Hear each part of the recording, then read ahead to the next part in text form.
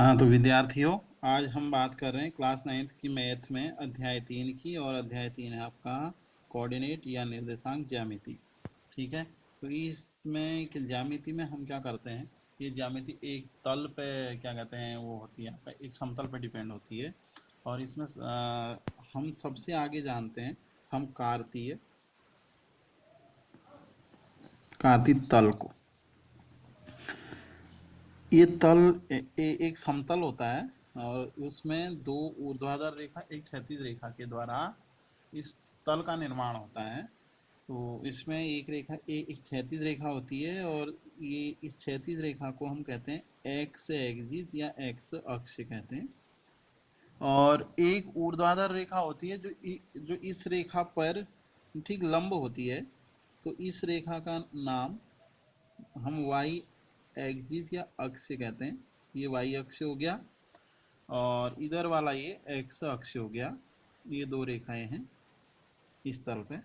अब ये दो रेखाएं क्या करती हैं, एक दूसरे को एक एक बिंदु पर क्रॉस करती हैं और इस बिंदु को हम मूल बिंदु कहते हैं। ये मूल बिंदु हो गया।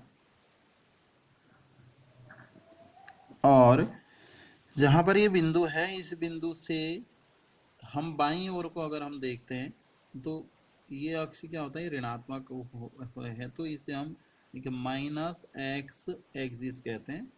अब इस मूल बिंदु से हम वाई वाले को जब नीचे की ओर को हम देखते हैं तो ये भी ऋणात्मक होता है, तो माइनस वाई एक्सिस कहते हैं इसे।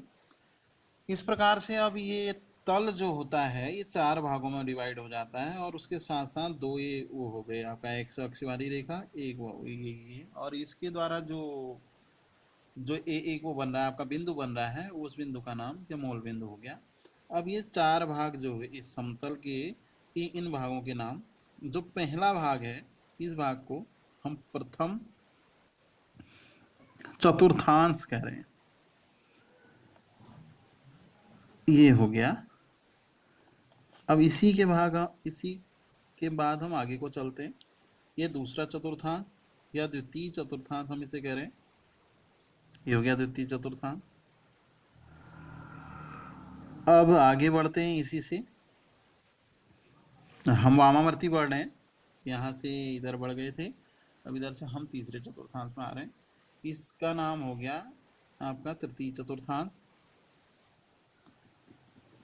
ये तृतीय चतुर्थांश हो गया।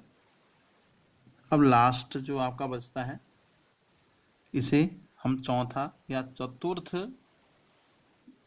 चतुर्थांश नाम दे रहे हैं। तो इस प्रकार ये तल इन रेखाओं द्वारा, एक एक्स अक्ष की द्वारा और वाई अक्ष की रेखा द्वारा क्या हो जाता है, चार भागों में आपका विभाजित हो जाता है। एक भाग, दूसरा भाग और तीसरा भाग, चौथा भाग। और दूसरा इसमें दो रेखाएं होती हैं, एक्स अक्ष वाली एक वाई अक्ष वाली। अब आगे बढ़ते हैं थोड़ा सा, इस तल की खोज या देने वाले इस तल के बारे में जानकारी देने वाले जो गणितज्ञ हैं उनका नाम है रेने देकार्ते।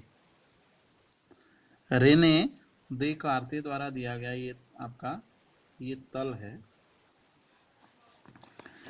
तो इनके द्वारा जब ये दिया गया तभी इसका जो नाम है, इस तल का नाम के नाम पर